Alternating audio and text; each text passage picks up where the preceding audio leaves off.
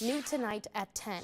The Friends of Ukraine Madison held their annual event sharing Ukrainian culture with Americans just days after the Alaska summit meeting between President Trump and Russian President Vladimir Putin, where the two discussed a ceasefire in the Russia-Ukraine war.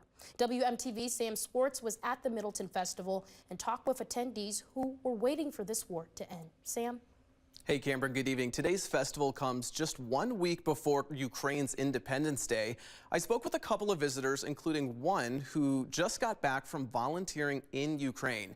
Everyone I spoke to feels they must continue to support Ukraine.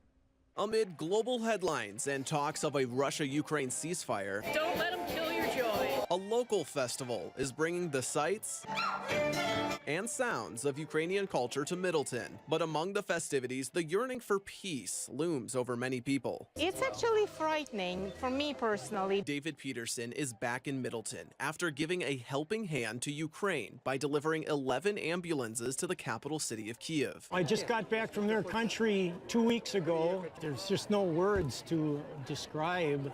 When you hand an ambulance over to someone who's going to immediately get in it and drive to the front lines and bring back a wounded soldier. Peterson saw the unrest firsthand. There's a lot of destruction. I didn't go any farther than that, but this country is hurting, and for no good reason.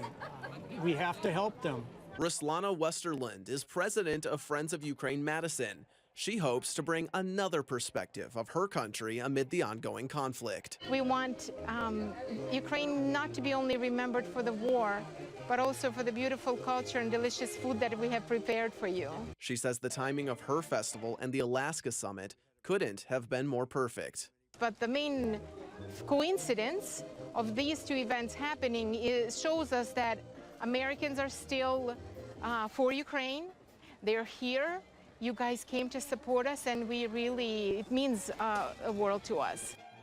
Moving forward, organizers say they would like to create a stronger presence of Americans at their events and are working to host more events centered around sharing both Ukrainian and American cultures. Live in the studio, Sam Swartz, WMTV 15 News.